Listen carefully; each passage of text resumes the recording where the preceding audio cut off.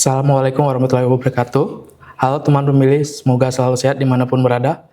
Bertemu kembali dengan kita di podcast Masura, membahas santai suara rakyat kepulauan. Pada kesempatan kali ini, izinkan saya, Febrianto Nenggolan, menjadi host pada podcast kali ini. Baik teman pemilih, di sebelah saya telah hadir Bapak Sunarno, anggota KPU Kabupaten Kepulauan Mentawai, dan Bapak ini menjadi Ketua Divisi dan Pengawasan di KPU Kabupaten Kepulauan Mentawai. Bapak, bagaimana kabarnya Bapak? Alhamdulillah sehat. Alhamdulillah sehat ya Bapak. Nah, Pak, sebelum kita ke tema podcast kita ini Pak, kita ingin Bapak cerita sedikit ini tentang Bapak ini gitu, pengalaman Bapak dan kok bisa kepikiran menjadi penyelenggara pemilu nih Pak? Ingin menjadi kepikiran menjadi penyelenggara pemilu karena apa ya? Ingin berperan. Kenapa ingin berperan? Karena pemilu itu merupakan pondasi yang terpenting dalam demokrasi, di mana pemilu itu sendiri merupakan perhelatan perebutan kekuasaan yang dihalalkan oleh undang-undang, yang nantinya akan melahirkan pemimpin-pemimpin negara ini yang mana akan menentukan arah kebijakan secara nasional untuk 5 tahun ke depan, baik itu kebijakan nasional melalui Presiden dan DPR dan kebijakan-kebijakan daerah melalui gubernur, bupati, dan kepala daerah. Nah, untuk menuju hal tersebut ada suatu proses di mana proses itu yang menjalankan adalah penyelenggara itu sendiri. Nah, disinilah saya merasa bahwa ini penting bagi diri saya untuk berperan dan memahami seluk-beluk dalam demokrasi dan manajemen demokrasi itu sendiri. Pembicaraan kita hari ini, tema pembicaraannya itu yang mau kita gali itu potensi-potensi pelanggaran nih Pak. Apa saja yang biasa terjadi di setiap tahapan nih Pak. Jadi di tahapan awal itu kan biasanya terkait data pemilih nih Pak. Nah, biasanya di tahapan data pemilih ini apa aja sih yang bisa terjadi pelanggaran-pelanggaran seperti itu Pak? Nah, jadi berbicara tentang pelanggaran. Pelanggaran pemilu itu pada dasarnya ada 4 ya. Yang pertama adalah pelanggaran administrasi, kedua pelanggaran pidana, ketiga pelanggaran terhadap kode etik penyelenggara pemilu, serta pelanggaran terhadap undang-undang lainnya. Terkait dengan data pemilih ini adalah merupakan hal yang menjadi permasalahan dari pemilu ke pemilu di setiap pemilu. Yang dimana ini jadi sumber yang akan menjadi persoalan yang akan dipersoalkan oleh para peserta pemilu itu terkait dengan data pemilih itu, yang menyatakan mungkin ada yang berbicara bahwa ada penggelembungan pemilih, ada pemilih yang sudah mati tapi hidup kembali, ada yang tidak terdaftar dalam pemilih, serta mungkin juga yang lebih ngetrennya orang melakukan pindah memilih. Nah, dalam hal pindah memilih ini kadang-kadang menjadi persoalan tersendiri karena pengurusan pindah memilih itu sendiri ada tahapan-tahapannya. Jadi kapan dia harus melakukan pengurusan dan di mana dia akan melakukan atau menggunakan hak pilihnya. Di sini ada persoalan tersendiri. Terkadang dia kurang memahami bahwa dia melakukan pindah memilih itu akan mempunyai hak yang sama ketika dia melakukan pemilihan di tempat di mana tercatat sebagai DPT pemilih. Padahal itu tidak akan sama. Ketika dia melakukan pemilihan pindah memilih di antar dapil maupun di antar kabupaten atau provinsi. Nah, pemahaman di sinilah kadangkala mereka tidak memahami hal tersebut akan menjadi potensi pelanggaran terhadap pemilihan itu sendiri. Nah, jadi pelanggaran yang banyak terjadi, istilahnya yang kemungkinan sering terjadi di pendataan data pemilih ini adalah terkait dengan pelanggaran administrasi, prosedur, tata cara, pelaksanaan dan pencatatan pemilih itu sendiri. Oh baik, berarti sebelum data pemilih ini ditetapkan seperti itu Pak, berarti proses-proses itu harus dilalui. Jadi pemilih juga kalau memang ingin pindah pemilih, jadi dia harus melakukan pindah melalui KPU ataupun melalui PPS ya Pak kalau nggak salah ya, sebelum ditetapkan kan. Nah, selanjutnya ini terkait ini Pak, tentunya setelah ada data pemilih tentu ada peserta kan Pak. Di proses pendaftaran peserta politik ini kan biasanya partai politik nih Pak. Nah, di bagian pendaftaran peserta ini biasanya apa yang biasa terjadi Pak? Pelanggaran seperti apa dia bentuknya gitu Pak?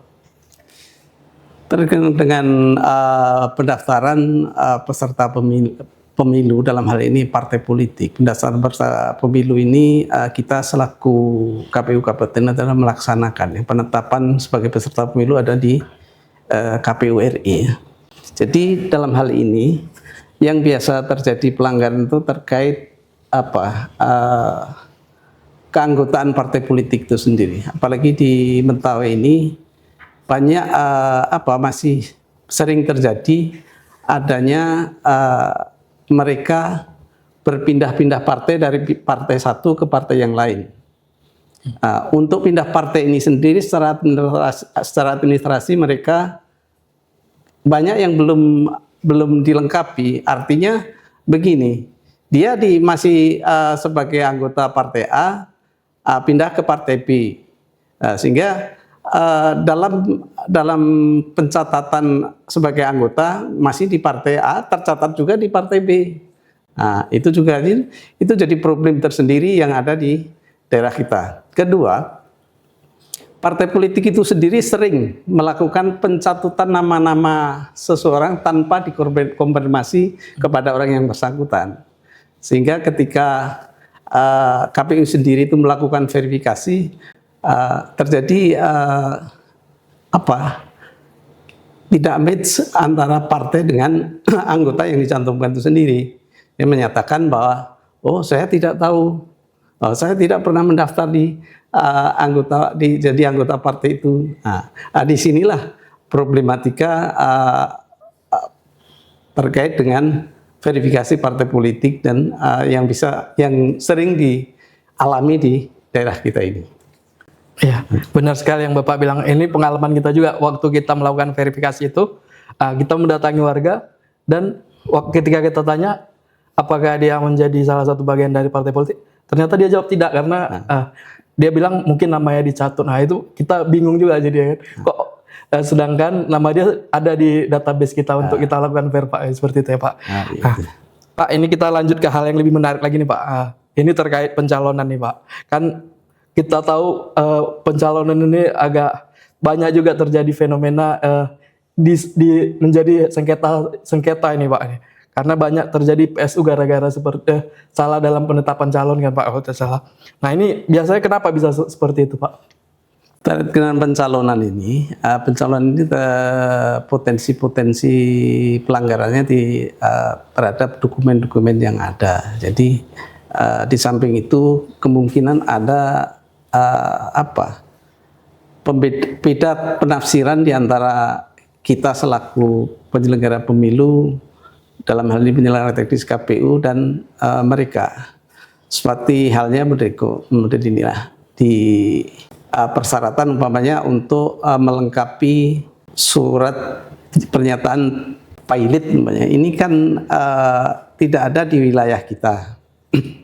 Jadi karena itu pengurusannya terlalu jauh kemungkinan sehingga dengan waktu yang kita tetapkan, kalau kita menjalankan tahapan itu kan sesuai dengan aturan yang sudah pasti dalam hal ini PKPU dan petunjuk teknisnya. Umpamanya untuk penyerahan suatu dokumen itu minimal paling lambat tanggal 10 jam 00 jam 23.59 umpamanya.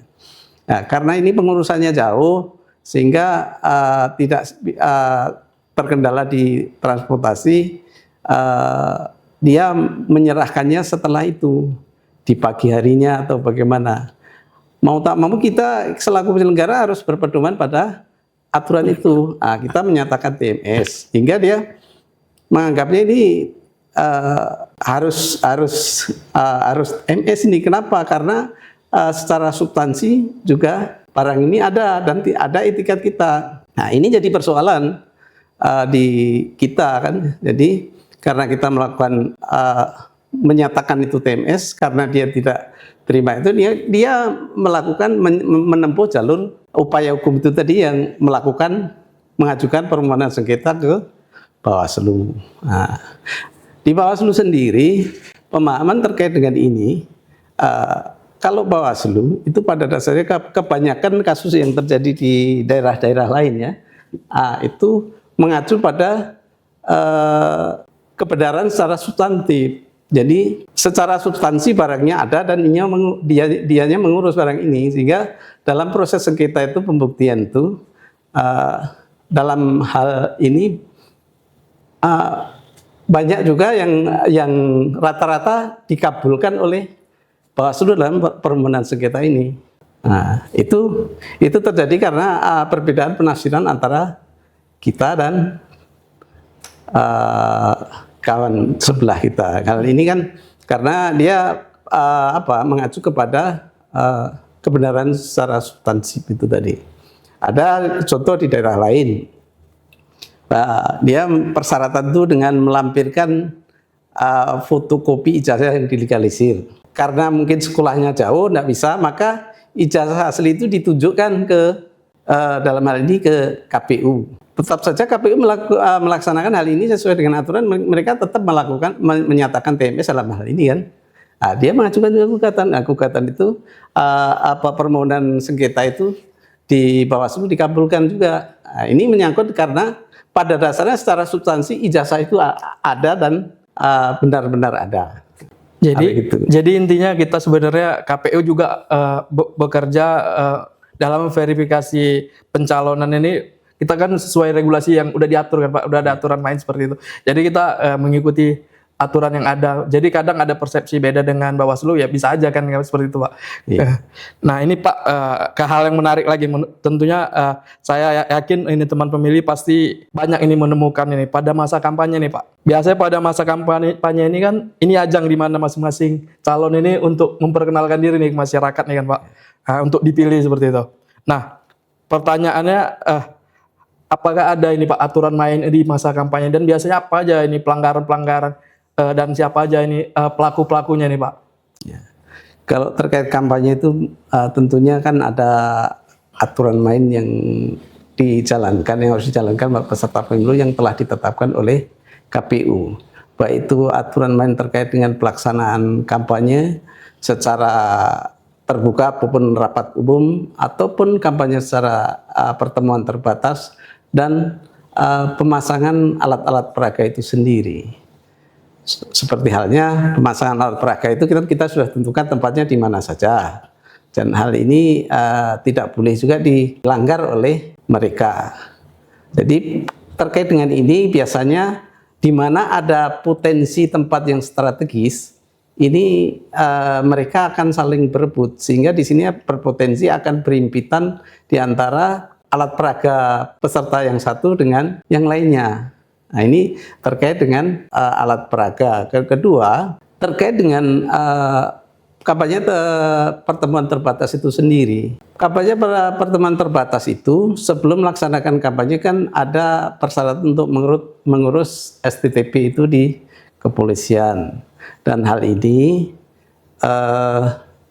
merupakan hal yang agak sulit bagi mereka yang akan melakukan kampanye di daerah-daerah yang memang letaknya jauh dari ibu kota kabupaten, karena pengurusan STTP itu sendiri itu harus di Polresta ataupun Polres. Jadi itu yang akan menjadi kesulitan mereka dalam pengurusan itu. Akan tetapi di pengalaman di tahun 2019 itu ada dibuka kemudahan dari kepolisian bahwa untuk pengurusan STTP itu sendiri bisa melalui WA. Nah, ini agak satu kemudahan yang diberikan dan suatu terobosan yang dilakukan oleh kepolisian untuk mempermudah pelaksanaan kampanye terbatas itu.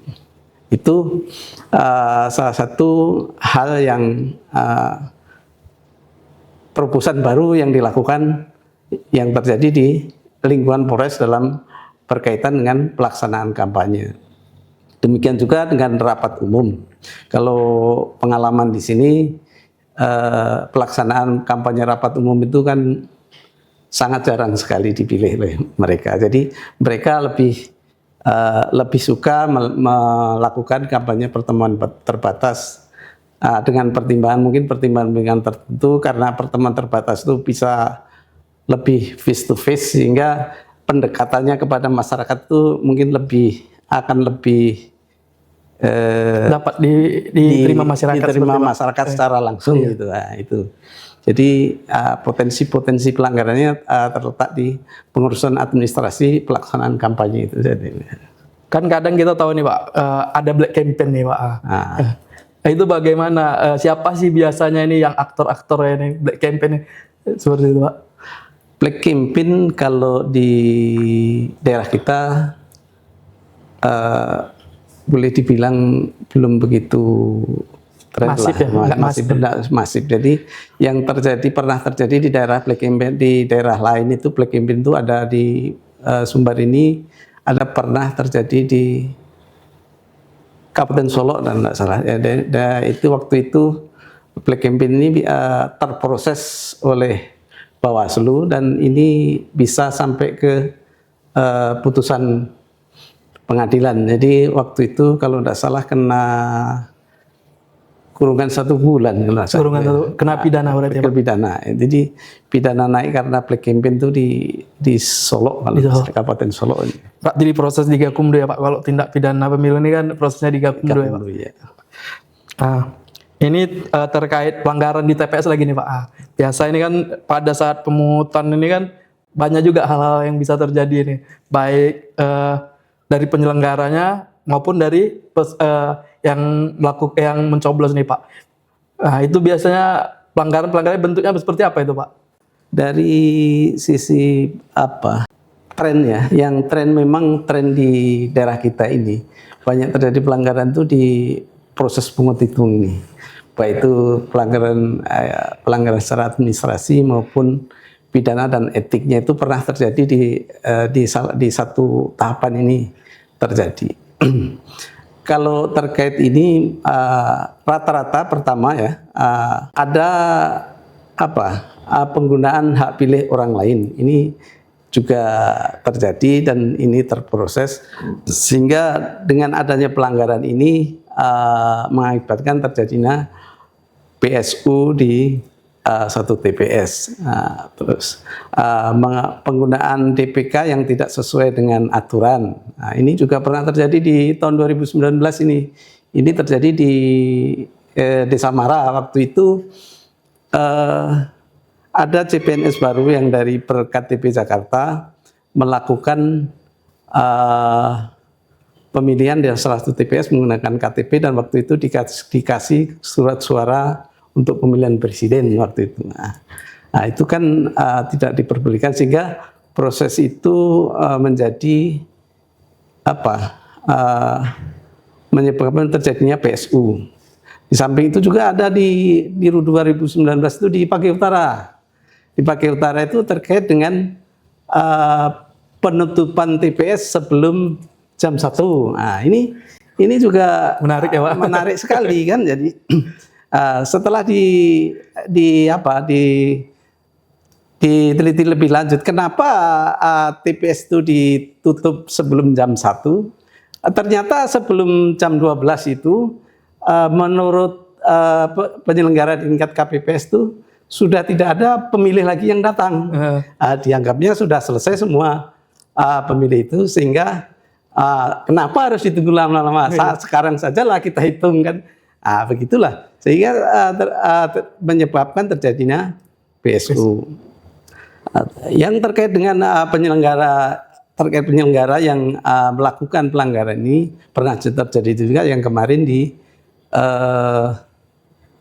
pemilihan kepala daerah yang menyebabkan PSU juga di Cimpungan ya Pak? Cimpungan. Ini kan karena kelalaian dan tidak profesionalismenya penyelenggara kita di tingkat bawah, sehingga dia sudah tahu bahwa orang ini menggunakan hak pilih orang lain dan dia layani. Itu kan satu tindak pelanggaran etik yang dilakukan oleh jajaran kita di tingkat bawah. Menarik itu tadi Pak yang terkait terkait penutupan TPS itu sepertinya kalau di daerah kita ini kan kayak di daerah suatu tempat itu kan biasanya penduduknya sedikit nih kan Pak. Makanya mereka itu udah saling mengenal satu sama lain, siapa aja yang udah mencoblos. Jadi mungkin ini DPT udah tercoblos semua gitu kan. Makanya berani mereka menutup dan melakukan penghitungan mungkin ya Pak. Dia beranggap, itu fenomena yang mungkin kenapa harus lama-lama kita tunggu? Sekarang aja kan sudah tidak ada lagi orangnya. Karena mereka udah paling kenal gitu ya Pak. Itu tadi kan. Nah ini terakhir nih Pak, pertanyaan terakhir, yaitu terkait sengketa hasil nih Pak. Dan mungkin teman pemilih ini belum banyak yang tahu nih kalau sebenarnya pada pilkada kemarin nih Pak, kita itu kan pihak tergugat juga di MK ini Pak terkait perselisihan hasil. Nih boleh nggak diceritakan nih Pak bagaimana prosesnya ini dan pengalaman selama bersidang di MK ini Pak kemarin? Jadi begini, kita sama-sama ngerti lah. Jadi para calon peserta, terutama calon dalam hal ini calon kepala daerah, itu rata-rata dia siap menang, dia tidak siap kalah. Sehingga setelah ada penetapan hasil, ternyata dia kalah, dia terima dengan hasil penetapan itu sendiri, sehingga terjadi proses sengketa perselisihan ini di Mahkamah Konstitusi. Jadi proses perselisihan Mahkamah Konstitusi ini adalah dia akan mendaftarkan permohonan itu dengan dalih bermacam-macam lah. Kalau kemarin dalihnya kan banyak terjadi kecurangan, adanya terjadi proses pemilu tidak sesuai dengan prosedur, sehingga dengan dalih itu dia mengajukan permohonan ke Mahkamah Konstitusi. Kita selaku penyelenggara yang termohon ini tentu kita harus mempersiapkan terkait apa-apa saja yang jadi permohonan yang dimohonkan itu untuk kita siapkan menjadi barang bukti itu tadi.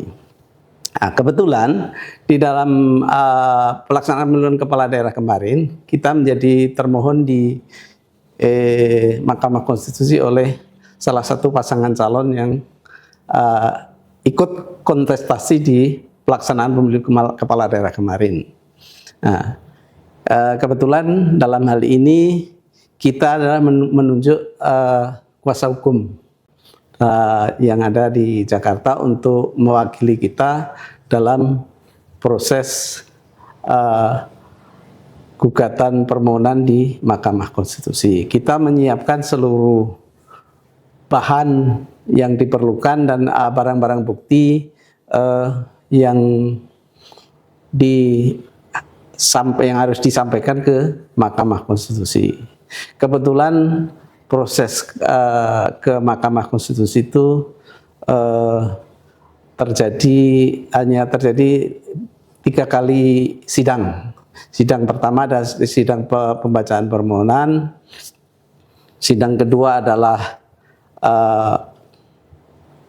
pemberian jawaban kita terhadap permohonan yang telah disampaikan, dan yang ketiga adalah hanya sampai keputusan dismisal. Kita menerima putusan dismisal terhadap permohonan itu, sehingga tidak perlu sampai ke pembuktian. Jadi ternyata permohonan pemohon itu semuanya ditolak oleh Mahkamah Konstitusi. Yang menariknya nih Pak, kadang kan masyarakat ini beranggapan kita pilih kuasa hukum nih, dikiranya nih kuasa hukum pemenang ini Pak. Padahal kita memilih kuasa hukum ini kan untuk kita, karena kita udah melalui semua proses sampai penetapan hasil kan Pak. Kadang ya jadi kita memperjuangkan apa yang kita lakukan ini kan Pak, bahwa kita melakukan yang benar seperti itu kan Pak. Iya. Kadang masyarakat teman pemilih ini kan dikiranya kita memilih kuasa hukum ini untuk si calon pemenang. Nah, itu persepsi yang keliru mungkin ya Pak. Iya, karena apa? Sebab kita memilih kuasa hukum itu untuk mempertahankan diri dan menyatakan bahwa apa yang telah kita lakukan dalam tahapan penyelenggaraan pemilu itu memang sudah sesuai dengan aturan yang ada. Tidak ada yang dilanggar. Sehingga di dalam permohonan itu kita memenangkan permohonan itu dan permohonan itu ditolak oleh MK. MK. Baik, terima kasih Bapak. Teman pemilih kurang lebih 30 menit teman pemilih telah membersamai kita. Kami mengucapkan terima kasih dan sampai ketemu kembali di episode berikutnya. Saya mohon maaf apabila ada perkataan yang kurang berkenan.